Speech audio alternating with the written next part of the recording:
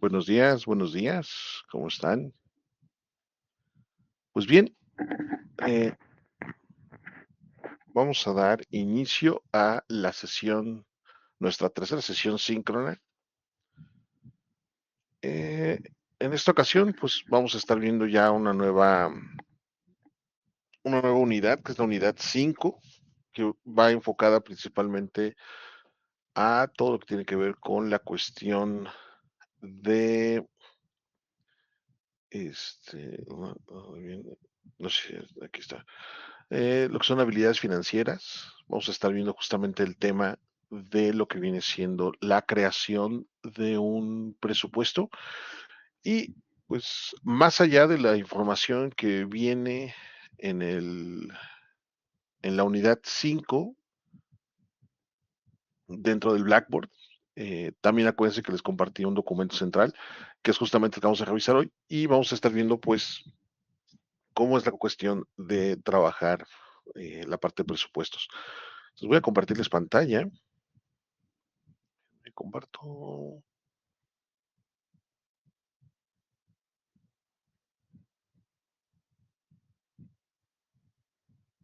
Aquí está.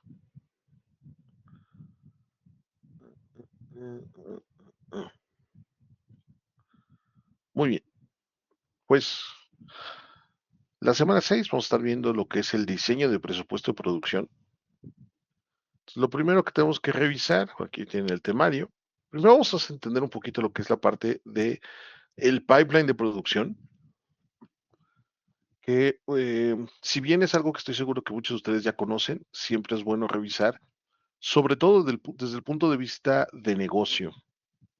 No importa si estamos trabajando un proyecto de animación, un proyecto de una serie animada o una serie, un videojuego, un cómic o novela gráfica, lo que sea. Actualmente el pipeline de producción que llevamos consta de 6 etapas. Tenemos la primera etapa, que es la etapa de ideación. Después viene la segunda etapa, que es la de preproducción.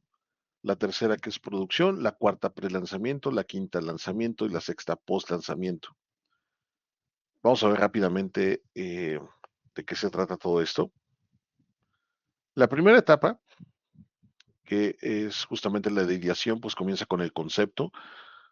Se trata de no solamente tener una idea, sino más bien aterrizar la idea. El concepto es aterrizar la idea, es tener, pues justamente, eh, un, por lo general, digamos, dependiendo del tipo de proyecto, pero pues es tener un brief o tener lo que vendría siendo una Biblia de diseño, eh, o una Biblia de animación, o un pitch deck, que ese es el nombre correcto con el que se le llama. Incluso eh, ya es algo que vamos a hablar más adelante, lo que es el pitch deck. Entonces tenemos lo que es el concepto. Una vez que aterrizamos todo eso, que hicimos ya nuestra investigación de cuál va a ser nuestra audiencia, cuál va a ser los canales de distribución, o sea, el mercado. Hicimos una revisión de costos, o sea, al menos, digamos, un poquito lo que hemos estado viendo, que es el Business Model Canvas, o sea, de proponer lo que es el negocio, la oferta, la propuesta de valor, etcétera, etcétera. Se trabaja lo que es la prueba de concepto. Nuevamente, la prueba de concepto pues varía mucho dependiendo de qué se va a hacer. Si digamos fuera una película o una serie, una película, generalmente la prueba de concepto viene siendo el guión, bueno, no el guión, más bien es un animatic, eh, para que se vea más o menos cómo está funcionando, junto con algunas pruebas de concepto que serían como look and feels. Es decir, si vamos a hacer una película, por ejemplo, de, este, ¿cómo se llama? Mm, por ejemplo, de sci-fi o de fantasía, etcétera. La prueba de concepto, pues no solamente es tener como que el animatic, sino que también es mostrar un poco maquetas o arte de concepto que ejemplifique cómo es que queremos que sea la parte visual, sobre todo si es algo fantástico.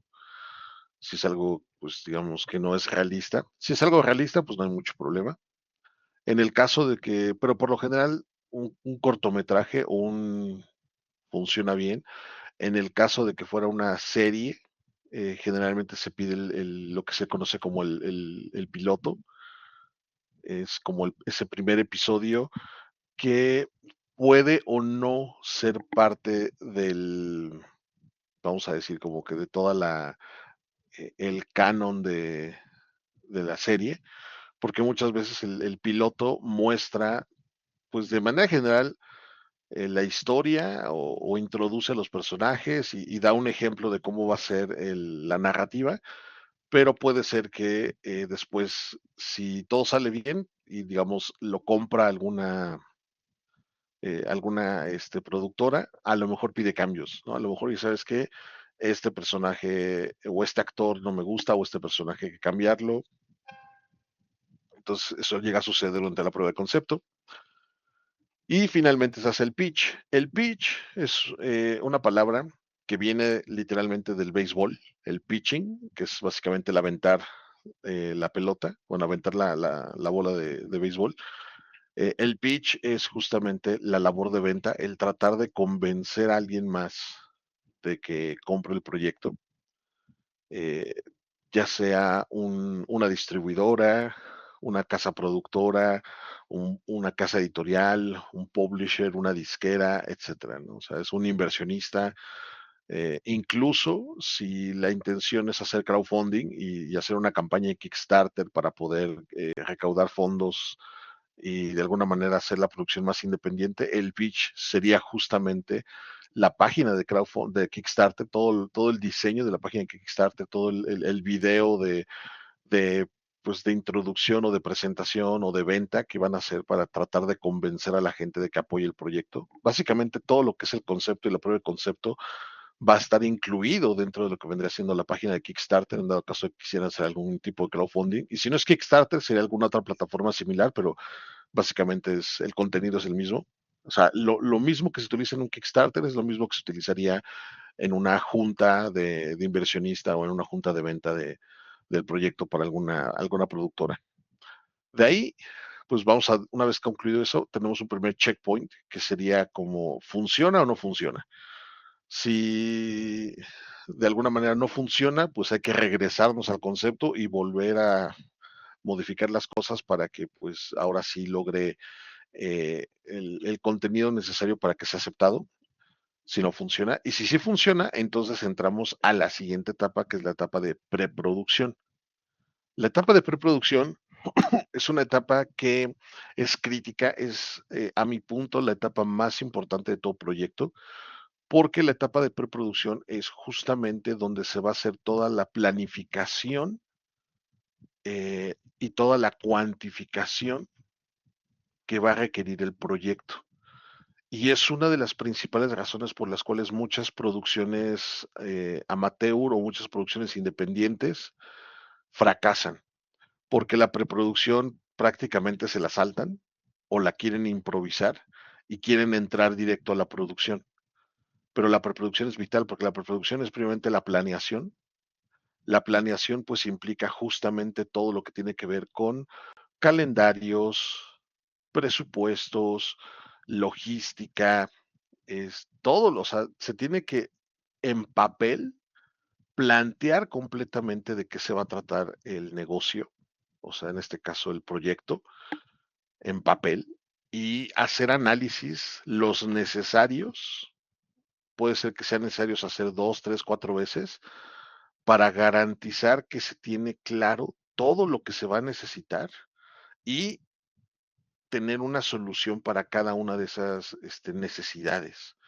Y me queda claro, no es un trabajo muy creativo, es un trabajo más bien, pues, muy como medio burocrático, es muy, pues, ahora sí que hasta cierto punto sí es un poquito flojera, no lo voy a negar.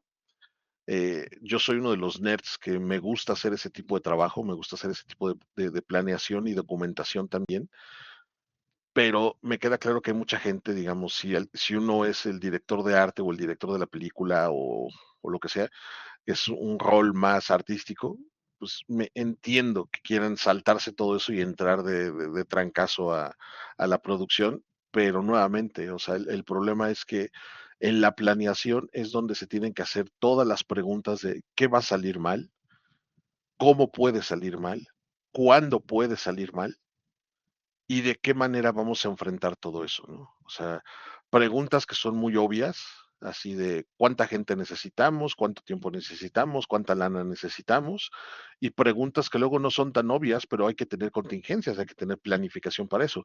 Oye, ¿qué sucede si llega una inundación y se friega el edificio donde estamos trabajando? ¿Qué sucede si de pronto tenemos un problema con los discos duros y se borra un respaldo del trabajo que estábamos haciendo? ¿Cómo lo vamos a solucionar? Y ahí, o sea, no nada más es entra una persona a hacer la planeación, prácticamente todos los responsables de un proyecto, sobre todo si es un proyecto grande, todos los responsables del proyecto, todos los directores de las diferentes dependencias de un proyecto, tienen que estar involucrados y tienen que estar cada uno haciendo justamente una valoración y un assessment, como se le llama, de cada una de sus respectivas áreas y responder esas preguntas. O sea, es qué necesitamos, cómo vamos a conseguir lo que necesitamos, cuándo lo necesitamos, sean como las tres preguntas básicas, y después, ¿qué puede salir mal? ¿Cómo puede salir mal? ¿Y cuándo podría salir mal? Y una vez que ya se tienen todas esas respuestas, entonces se hace una documentación donde se tiene el plan de trabajo, que es el calendario, se tiene un backlog, se tiene una ruta crítica y otro tipo de cosas más.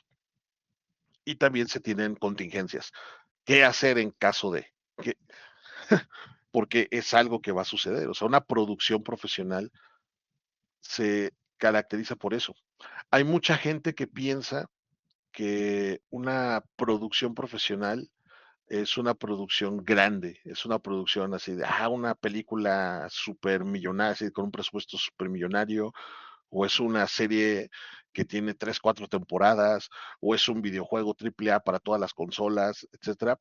Y digamos que sí parecería que tiene que ver con eso, pero hay que recordar que, bueno, esos proyectos, el hecho de que tengan detrás cientos de millones de dólares, es porque ese dinero no fue nada más porque sí, o sea, hubo detrás una serie de empresas o de inversionistas que están poniendo toda esa cantidad de dinero, que es una cantidad de dinero monstruosa, y la razón por la que le están poniendo es porque saben que las personas que están dirigiendo el proyecto van a poder cumplir con lo necesario para que el proyecto salga adelante. No es de gratis, pero no necesariamente tiene que ver con una gran producción. Una producción profesional se caracteriza porque justamente es una producción que se toma muy en serio toda la parte de preproducción, porque justamente en la preproducción el objetivo es identificar cualquier necesidad y cualquier obstáculo y encontrar una solución antes de entrar a producción. Porque la ventaja de la preproducción es que todo todavía está en papel. Todos son gráficos de Excel, todos son documentos de Word. O sea, las cosas todavía no se contrata a toda la gente necesaria, ni todavía se tiene que invertir todo el dinero en equipamiento, en software, en hardware, y en mil cosas más, o sea, en pagarle a los empleados, en pagar, no sé, este, un montón de cosas, seguros, certificaciones, trámites ante gobierno, trámites de autorización de muchas otras cosas, etcétera. No se tiene que hacer. Todavía estamos en una etapa de papel y justamente cualquier bronca que se identifique es mejor hacerlo en preproducción porque ahí es donde se encuentra la solución y evitamos que cuando ya pasemos a producción las cosas salgan mal. La razón por la cual los proyectos, luego la gente tiene que estar haciendo crunch time o trabajando tiempo extra y no se les paga. La razón por la cual los proyectos se quedan a la mitad y no se terminan, o la razón por la cual los proyectos se terminan, pero se lanzan al mercado y no logran nada, no generan ganancia y eso es justamente por una falta de preproducción. Y esto no solamente aplica en proyectos hechos en México, aplica en proyectos hechos en cualquier parte del mundo. Entonces ya tenemos la producción, que es básicamente ponernos a hacer la chamba. Una vez que se termina o ya se llega a un avance significativo, o sea, ya cuando estamos quizás no al 100%, pero tenemos algo así entre un 70 y 80% del proyecto, se puede hacer un pre-lanzamiento. El prelanzamiento hoy en día es muy necesario porque eh, pues la manera en cómo funciona la tecnología, la manera en cómo funcionan las plataformas de distribución digitales y demás, nos permiten incluso la capacidad de poder hacer ajustes durante, digamos, ajustes muy rápidos o, o en este caso, digamos, el prelanzamiento nos ayuda a identificar una serie de últimos problemas que puede tener el proyecto y esos problemas no se podían prever porque son problemas que tienen que ver con el mercado, con la respuesta o la recepción del producto en el mercado y eso solamente puede suceder hasta que el producto está en el mercado. Por eso es que muchas veces se hacen esos como teasers o se hacen esas como ese pre-lanzamiento o se hace el beta testing o se hacen como en el caso de películas o en el caso de series, se junta un grupo específico de gente y se les muestra antes que a todos la película o la serie para ver qué opinan, etcétera. Entonces, ahí el prelanzamiento todavía hay oportunidad de estar haciendo ajustes. Una vez que se hace el prelanzamiento, viene otro checkpoint que es importante y en ese checkpoint es, ¿hay algún error que se pueda corregir? ¿Hay algo que podemos hacer cambio, algún cambio que se pueda hacer? Sí, pues nos regresamos a producción. Eh, ¿Hay algún error o los resultados del prelanzamiento indican que el proyecto simple y sencillamente ya no va a poder lograr sus objetivos? Entonces se cancela. Y si el proyecto todo sale chido, entonces pasamos a la quinta etapa, que es el lanzamiento, ya lanzar al mercado el producto. Ahora, ¿por qué se cancela hasta este punto? Esa es una de las grandes broncas que tiene justamente la industria de entretenimiento digital y es que muchos de los productos que nosotros hacemos, las películas, las series, los videojuegos, los cómics, etcétera, etcétera, no se pueden apreciar hasta que prácticamente están terminados. O sea, si yo quiero hacer una película o quiero hacer una serie, hasta que no tenga pues prácticamente la película hecha o la serie hecha, pues por más que les platique y por más que les digan, miren, aquí está el guión, ahora imagínense esta escena, imagínense este momento, miren, aquí va a venir una música bien chida, así una canción así como que bien intensa, y acá van a ver unos efectos especiales loquísimos, o sea, pues por más que se los platique, pues la verdad es que no va a cuajar, o sea, necesitan ver el producto prácticamente terminado para poder decir, ya entendí lo que estabas diciendo, mira, sí está padre, o que la gente te diga, híjole, pues están chidos tus efectos, está chida la música, pero tu historia está del carajo, o la actuación está muy fea, o el guión, la neta, quedó muy corto, etcétera, ¿no? O sea, hasta llegamos a un punto, lamentablemente no podemos decir que está bien o está mal hasta que no llegamos a eso. Es un poquito como vamos a decirlo, como cocinar un pastel, ¿no? O sea, es hasta que prácticamente no está terminado todo, o sea, haces la mezcla, la metiste al horno y pues ahora sí que casi casi hasta que no está cocinado el mugroso pastel y lo sacas del horno y lo pruebas, no sabes si está bueno o está mal. No sabes si quedó bien o no quedó mal. ¿Por qué? Porque justamente parte del proceso de preparación necesita tiempo para estar terminado. Entonces, si al final te das cuenta de que, híjole, es que ya no sé, así como que chino, sale el pastel del horno y es así como, híjole, pues no quedó mal.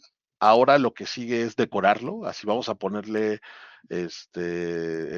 la decoración y vamos a ponerle ¿cómo se le llama? La cobertura, ya sea así como que el merengue se me fue no, ¿cómo se llama? Bueno, el que es casi la otra cobertura que se llama, así como que, y le vamos a poner chispitas y adornos y eso, o sea, chocolate y frutitas y demás, pues puede ser que mejore o complemente el sabor del pan.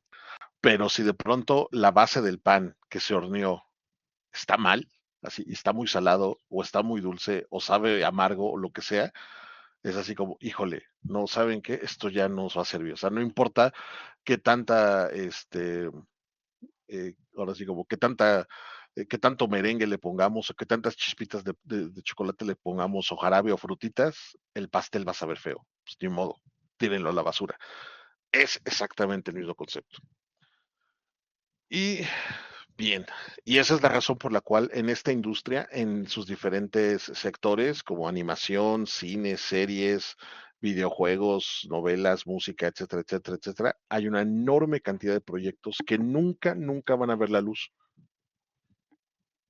Proyectos que estaban, pues, de alguna manera bien hechos, pero hubo algún error en algún proceso de la producción, puede ser que identificaron mal el mercado, puede ser que no entendieron bien cuál era la audiencia, o puede ser que pues se equivocaron en más de una forma y el proyecto pues simplemente no cuajó, no logró lo esperado y entonces a la basura.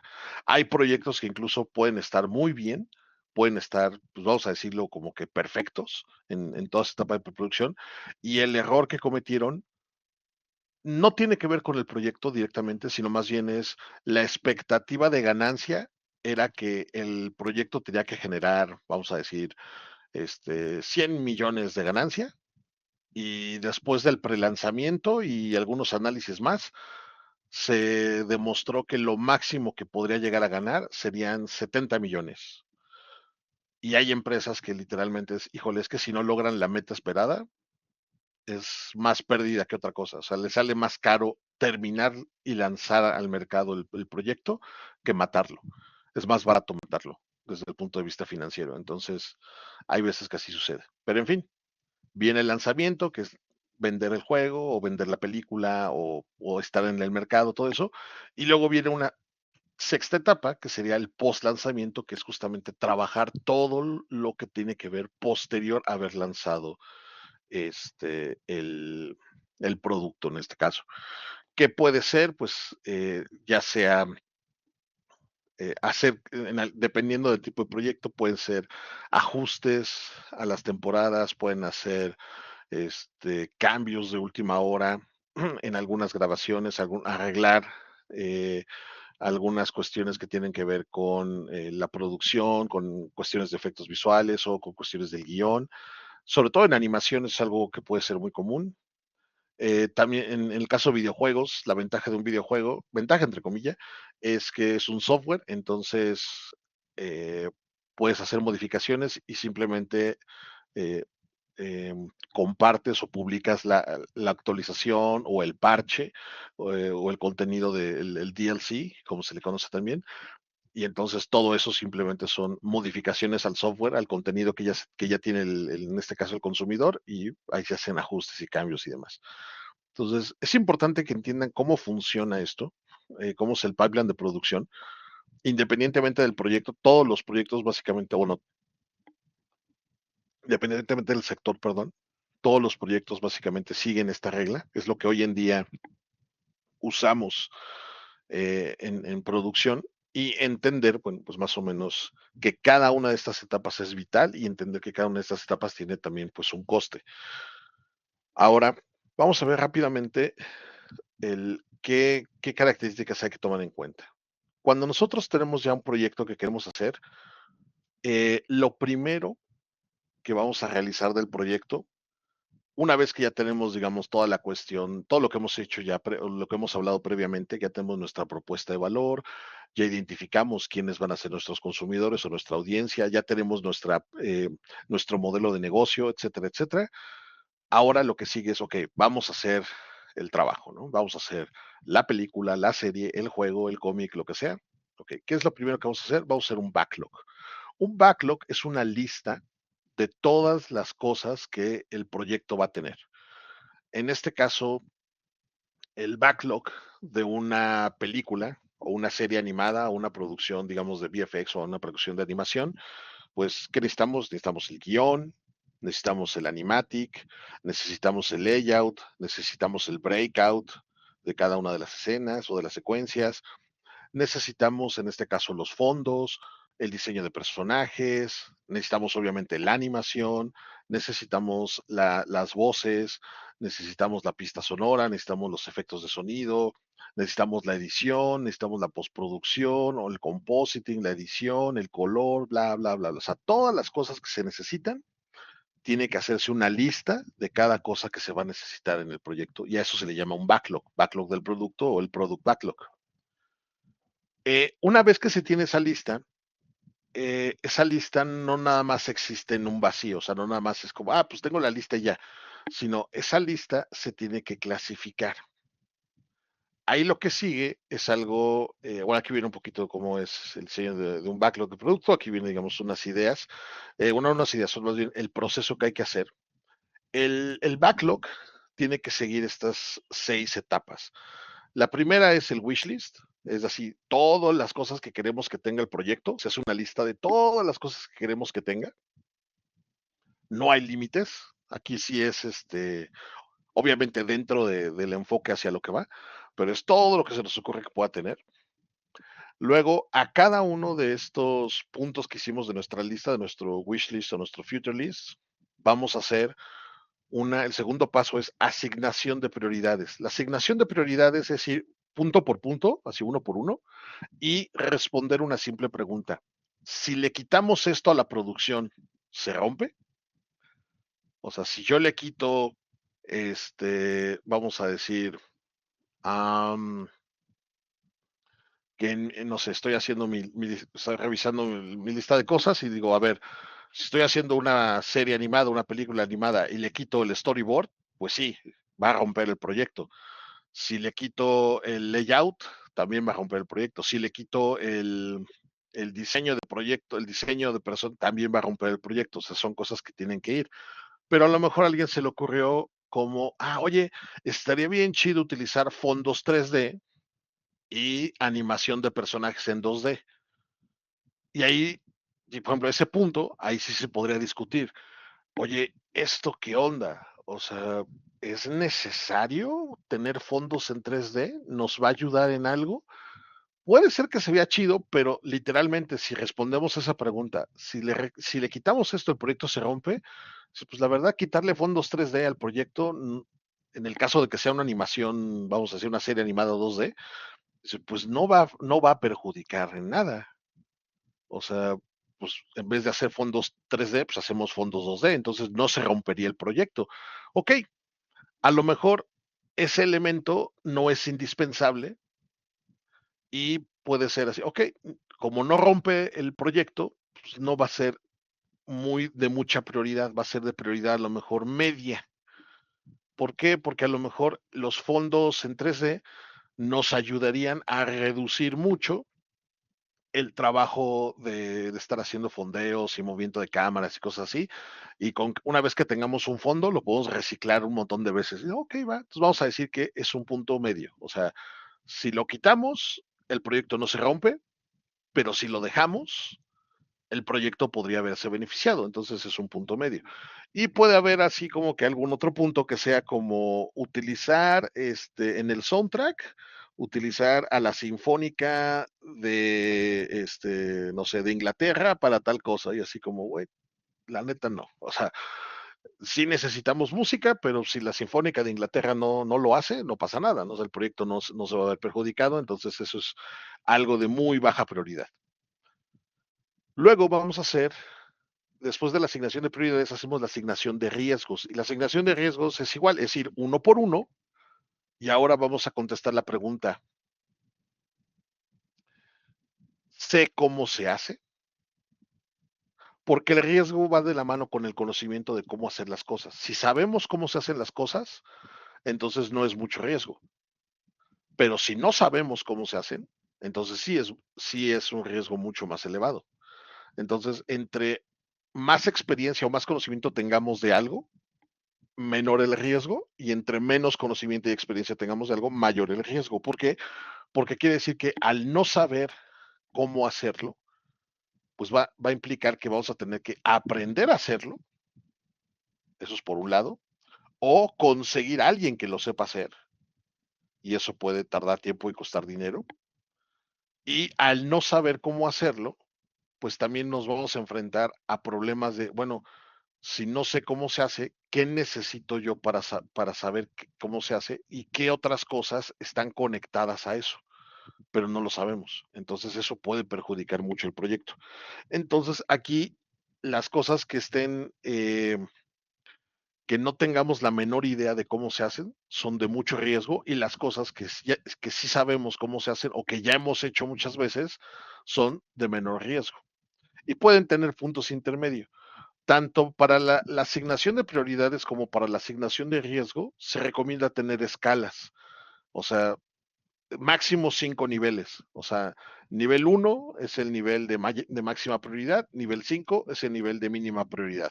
Y en el caso de riesgos, riesgo nivel 1 es el máximo riesgo y riesgo nivel 5 es el menos riesgoso, por poner un ejemplo.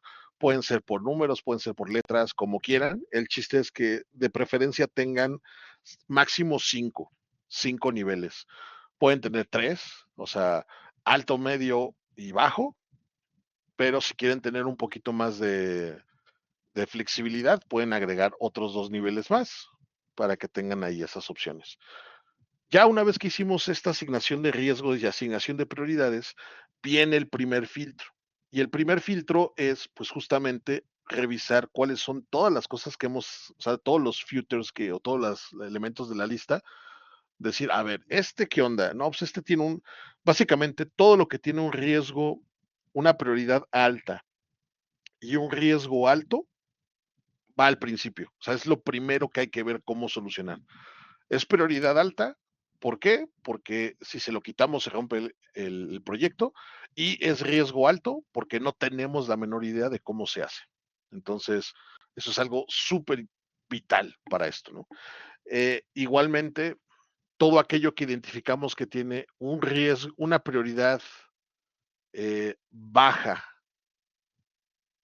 digamos prioridad 5, baja, pero un riesgo muy alto, porque no sabemos cómo se hace, o sea prioridad 5 y riesgo 1, algo que es bien, o sea, es muy, o sea, algo que es así como poco importante o nada importante y de muy alto riesgo, eso en automático se descarta, se quita.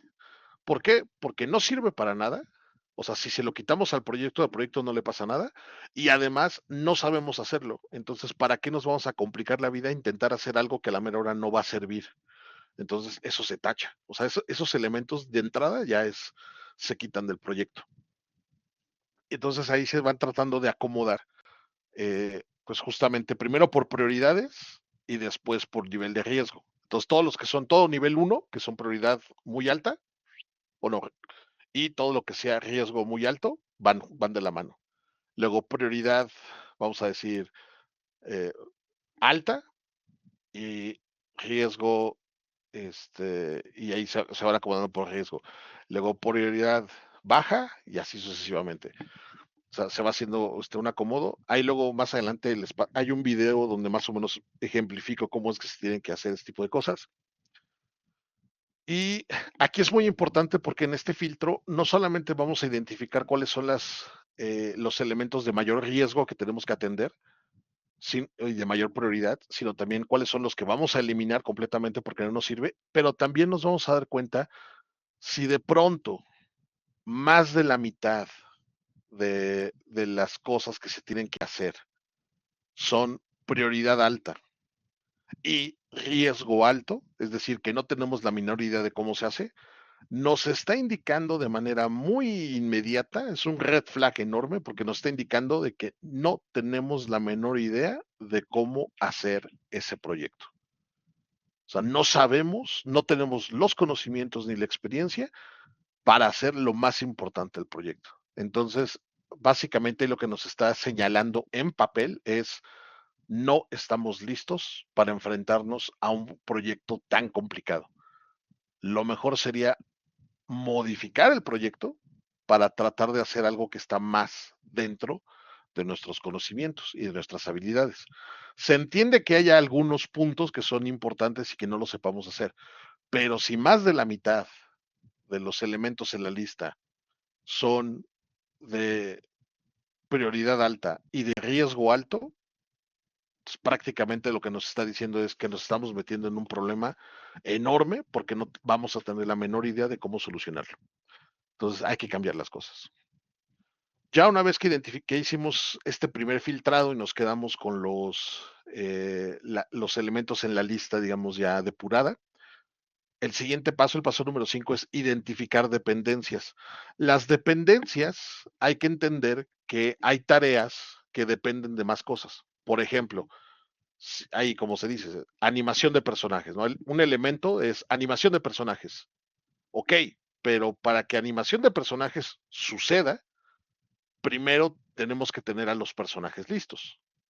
Y para que los personajes existan, primero tuvo que haber un concept art. Y para que ese concept art esté terminado o se pueda hacer, primero tuvo que haber un guión. Entonces, primero tenemos el guión, luego tener que hacer el storyboard, luego tener que hacer el diseño de personajes, y luego tenemos que hacer el breakout de las secuencias, que es la duración en keyframes y en segundos que va a durar cada secuencia, para entonces poder por fin animar a los personajes. Eso en el caso de que sea un proyecto, digamos, 2D. Si es un proyecto 3D, es lo mismo, el guión, el storyboard, el diseño de personajes, el breakdown de las secuencias, pero también tenemos que agregarle el modelado 3D del personaje, el texturizado del personaje, el rigging del personaje, y entonces ahora sí poder empezar a animar los personajes. Entonces nos damos cuenta de que hay muchas otras tareas previas que tienen que suceder para que la tarea de animación se pueda completar. Entonces aquí se tienen que empezar a desglosar, se tienen que empezar a identificar esas dependencias, de que yo no voy a poder decir que voy a poder animar un personaje si primero no tengo diseñado el personaje, y no voy a poder tener diseñado el personaje si primero no hay un guión que, que explique o bueno, no necesariamente un guión, no hay un brief o un texto o un concept del personaje de cómo es que se tiene que verse. Entonces ahí se hace todo un desglose de lo que viene siendo las dependencias de las tareas, y nuevamente puede ser que en ese desglose y empecemos a identificar nuevas subtareas, y esas nuevas subtareas también les tenemos que asignar prioridad y riesgo. La diferencia es que estas subtareas ya no las podemos eliminar. O sea, ya no es como, oye, y esto si es riesgo bajo, o prioridad baja, lo quitamos. No. ¿Por qué? Porque ya son, como son subtareas, van de la mano con la tarea que ya sabemos que es muy importante. Entonces no se eliminan, simplemente se les asigna prioridades y se les asigna también niveles de riesgo, pero ya tienen como un proceso muy obvio. O sea, ya son tareas que son de alguna manera en cascada. O sea, no puedo animar un personaje si primero no tengo el storyboard y no tengo el breakout de las secuencias que quiero animar. O no puedo, o en este caso, si fuera el artista 3D, no puedo modelar el personaje si primero no hay un concept art. Entonces, primero va el concept art y hasta que no se termine el concept art, no puede ir la siguiente etapa, y luego la siguiente etapa, y luego la siguiente etapa. Entonces, ahí van como en cascaditas, se les llama. Y finalmente, ya una vez que tenemos todas estas tareas desglosadas, todos estos elementos desglosados, lo último que hay que hacer es asignación del esfuerzo. El esfuerzo es, pues, se mide básicamente en horas y en personas. Es decir, regresando al ejemplo de la tarea de animación de personajes, pues así como que cuántas horas nos vamos a tardar en la tarea de animación de personajes. Sí, bueno, pues la tarea de animación de personajes nos vamos a tardar, vamos a ponerle 300, este, no, 420 horas. Ok, va, 420 horas nos vamos a tardar en animar todos los personajes del proyecto. ¿Y cuánta gente? No, pues así como que, pues vamos a necesitar al menos unos 5 animadores. Pues órale. O sea, entonces, a cada tarea se le va a asignar una cantidad de horas, que es su coste en horas, y también se les va a asignar su coste en personas. Hay tareas que se hacen por una persona y hay tareas que se hacen así no sé, en 1 hora, 2 horas máximo. Hay otras que sí van a tardar muchísimas horas en hacerse. Es normal, pero pues sí es así como que una buena friega. Esta parte del backlog, el diseño del backlog es nuevamente una de las etapas más complicadas o más talacheras que hay, es más burocrática de estar haciendo pues listas y listas y cosas y demás, pero es importantísimo, porque de lo contrario, eh, aquí es donde nos vamos a empezar a dar cuenta justamente de cómo es que cómo es que el proyecto tiene o no tiene validez, bueno, viabilidad. Se utiliza mucho esto para poder hacer el análisis de viabilidad. Posterior viene lo que es la ruta crítica. La ruta crítica es un método en el cual se va a tratar de identificar cuáles son esas cosas importantes que hay que hacer, cuáles son las tareas importantes que hay que hacer, en qué orden hay que hacerlas para garantizar que vamos a obtener el resultado esperado. Aquí en este video que les estoy dejando yo, que se llama Tu juego será un negocio, es un video en el que yo mismo explico con un ejemplo cómo enfrentarse o cómo elaborar una ruta crítica y cómo hacer al mismo tiempo una validación, bueno, hacer un ejercicio de un análisis de viabilidad. Es decir, en el video prácticamente analizo, o sea, les muestro un poquito el ejemplo de cómo hacer justamente lo del backlog, cómo hacer la ruta crítica y hago también un análisis de costo y decir, ¿saben qué? Este proyecto va a necesitar todo esto y va a costar tanta gente y tanto tiempo. Y ahí mismo me doy cuenta de que es demasiado caro.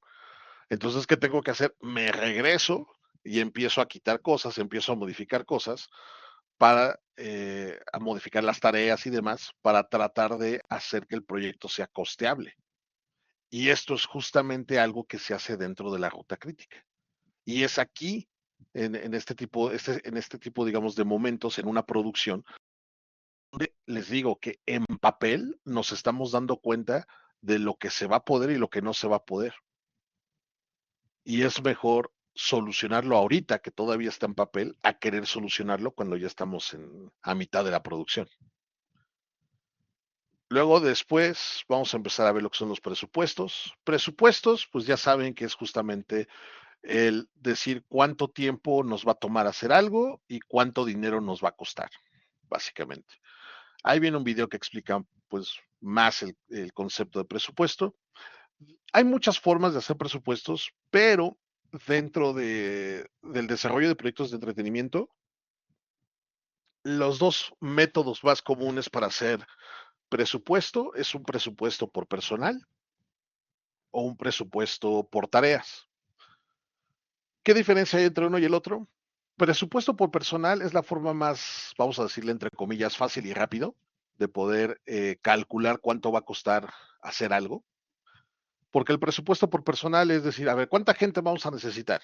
Vamos a necesitar 15 personas. ¿Por cuánto tiempo? Por 6 meses. Ok. Y cada persona, ¿cuánto va a cobrar? Bueno, así de esas 15 personas, digamos, 8 personas van a estar cobrando 12,000 pesos y las otras, así 2 personas van a estar cobrando 5,000 pesos y las otras 5 personas van a estar cobrando 20,000 pesos. Entonces haces la suma de todo lo que implica, o sea, de cuánto cuesta, digamos, la nómina, por así decirlo, mensual, y pues simplemente se multiplica por 6. Entonces, digamos, si hago rápido, no hago mi ejercicio rápido, habíamos dicho que iban a ser 15 personas, de las cuales eran 8 que estaban cobrando 12,000 varos, son 96, más 2 que cobraban 5,000, son 10,000 más, y son 106,000 pesos, y otras 5 que cobraban 20, son otros 100,000 pesos, son 206,000 pesos, 206,000 pesos al mes, lo que se estaría gastando en nómina, o sea, en salarios, por 6 meses, nos da un total de 1,236,000 pesos. Así como que eso es lo que estaría costando la producción de 6 meses con esas 15 personas, pagándoles esa cantidad. Entonces, es una forma, y a eso simplemente se le agregan costos operativos, que sería, por ejemplo, el pago de, si estamos trabajando en un estudio físico, o sea, en una oficina, pues es pagar la renta, se incluye la renta de la oficina, la luz, el agua, el internet, servicio, el costo de mantenimiento y algún otro costo adicional que se pueda llegar a necesitar. Vamos a decir que son de estos 206 mil varos, vamos a decirle que le vamos a sumar unos 20,000 de todo, o sea, entre la renta y servicios que se tienen que pagar. Entonces son 226,000 pesos al mes. Eh, también hay que considerar un poquito impuestos y otro tipo de cosas así, pero bueno, ahorita vamos a dejarlo rápido en eso. 226,000 al mes, igual por 6 meses, son 1,356,000 pesos. Y de ese 1,350,000 pesos es lo que costaría tener funcionando, o sea, trabajando durante 6 meses a esas 15 personas. Entonces, la manera más fácil de hacer presupuesto. No es la más precisa, pero tiene sus ventajas en cuestión de facilidad. O sea, si de pronto alguien les pregunta, oye, ¿cuánto costaría o cuánto crees que podría costar un proyecto de tales características? Ya con la experiencia me queda claro, es más fácil hacer este tipo de estimaciones, pero pues generalmente dices, bueno, pues se necesitarían tantas personas, el salario promedio de las personas es de tanto, multiplicado por la cantidad de meses, etcétera, pues nos daría más o menos tanto dinero. Entonces, eso es lo que estaría costando el proyecto, ¿no? O sea, yo podría cerrar el proyecto en 1,500, 1,500,000 varos y decir que ese es el presupuesto que se requiere mínimo para echar a andar el proyecto. Ese sería hacer un presupuesto por tareas. Presupuesto por personal. Presupuesto por tareas es diferente. El presupuesto por tareas, lo que se hace es, se toma el backlog que ya tenemos aquí hecho, que ya tenemos al final todas las tareas desglosadas, y a cada tarea ya tiene un costo en horas y en personas. Y entonces nosotros, a través de eso, vamos a poder calcular, le asignamos un valor, así, ¿cuánto cuesta la hora de producción? No, pues la hora de producción son, vamos a poner un ejemplo así, 200 pesos. Ah, ok, va. Entonces, si este elemento se tarda 8 horas, pues entonces se multiplica. Si son 8 horas por 200 pesos la hora, son 1,600 pesos lo que va a costar hacer ese elemento, ¿no? O sea, un concept art, por poner un ejemplo. Ok, ¿y cuántas personas van a estar involucradas? Una. Ah, ok, va. Entonces, aquí el hacer un presupuesto por tarea es diferente porque no estás incluyendo tanto el personal, o sea, no estás considerando tanto el personal que tienes y lo que le estás pagando.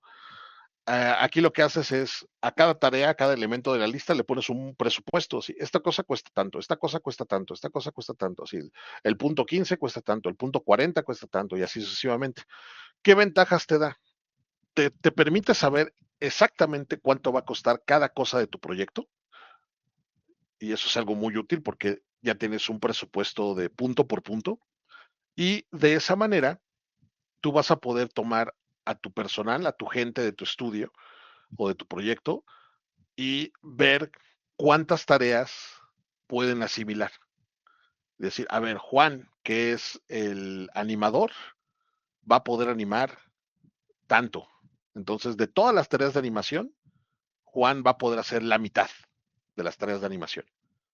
Entonces, cada tarea de animación tiene un costo y la intención es que ese costo de esas tareas equivalga a lo que estaría Juan recibiendo de su pago de salario. Es decir, que sea como, si cuánto le pagamos a Juan. No, pues a Juan le pagamos 20,000 pesos, ok, al mes. Y son tantas tareas de animación, vamos a decir que son, no sé, va a poder hacer la mitad de esas tareas.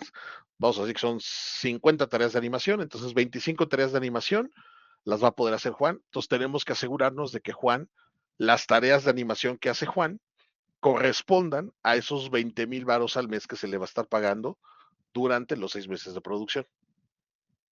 Ahora bien, ¿qué pasa con las otras 25 tareas que Juan no puede hacer? Porque solamente tenemos a un animador y es Juan. Aquí vienen dos opciones.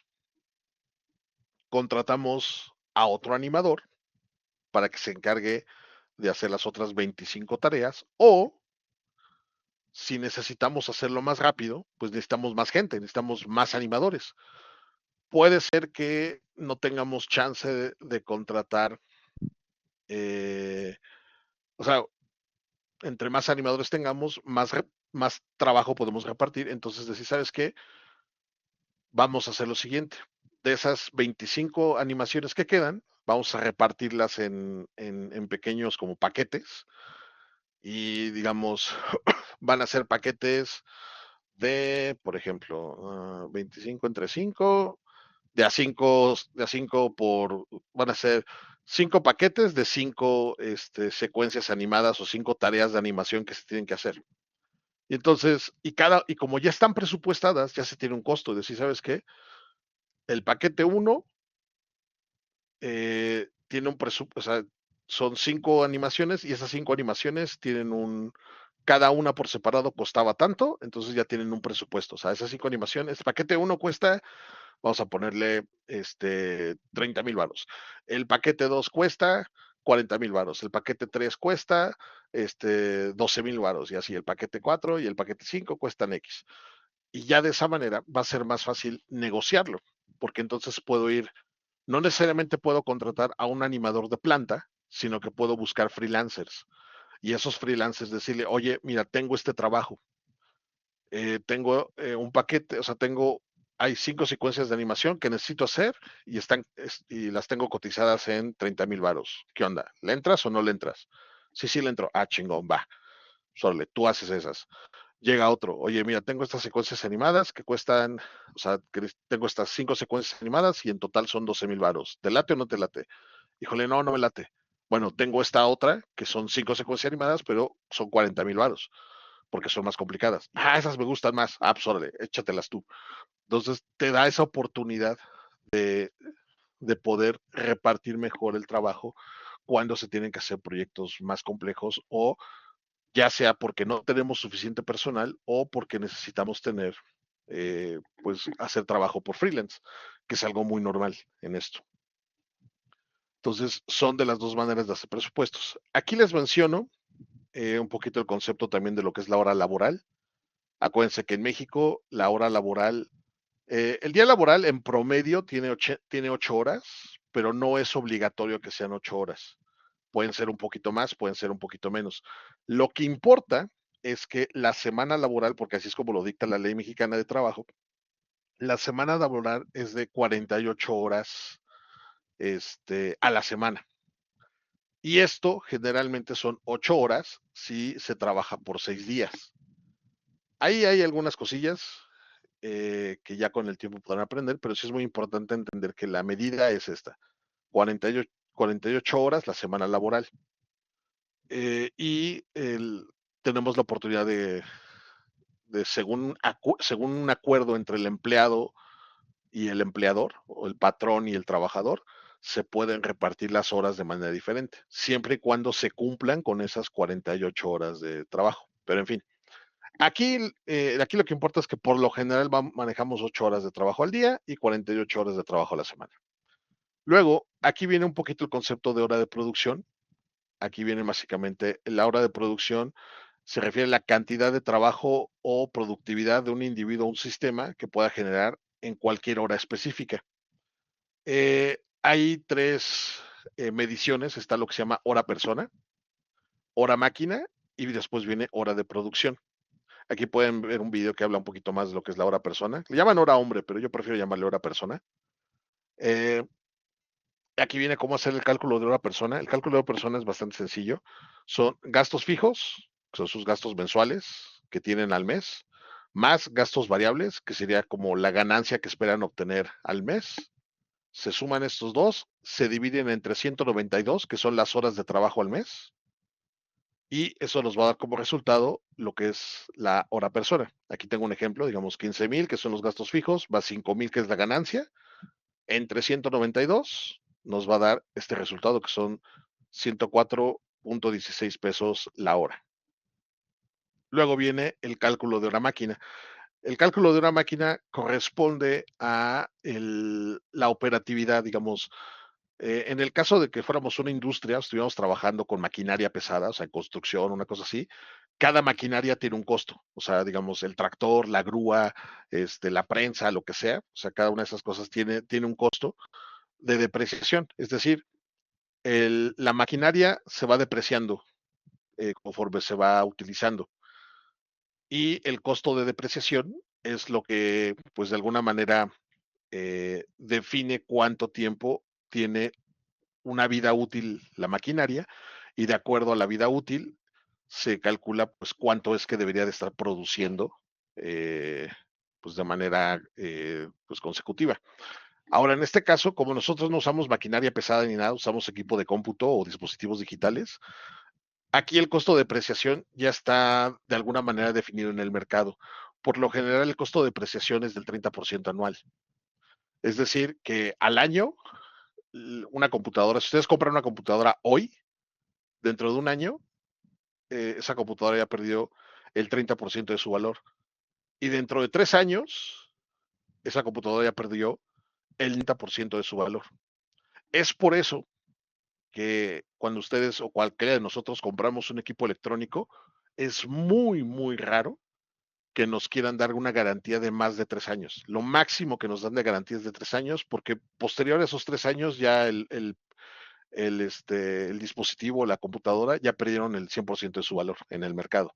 No quiere decir que se descompongan, no quiere decir que dejen de servir, simple y sencillamente es en lo que es la economía, ya se alcanzó su máximo de depreciación, o sea, su vida útil.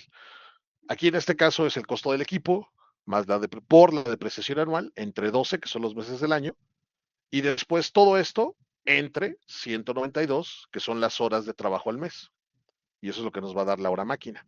Entonces aquí hacemos un ejemplo. Supongamos que nos compramos una computadora de 35,000 pesos por punto 30, entre 12 nos va a dar 875 pesos al mes, y esos 875 entre 192 nos va a dar a 4.55 la hora.